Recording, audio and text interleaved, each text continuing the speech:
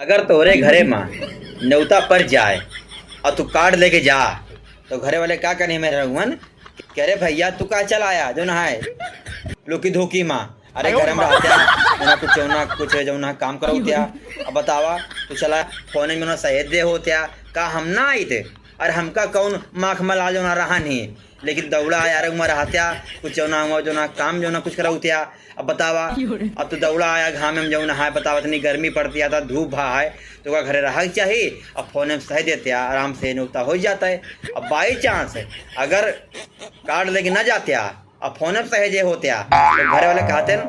अरे भैया देखा था फोन में सहेजे हाँ का घर में गाड़ी नहीं है घोड़ा नहीं है बतावा अब फोन में सहेजे हाँ न्योता के जाइए अब जब हमने दोबारा नहीं आया तो हम न जावे न्योता तो इस तरह जो ना है लोगन के सोच यह है। और तो हम यही कहावे कि लोगन से कि भैया अब न्योता करा तो आप घर पे जाएं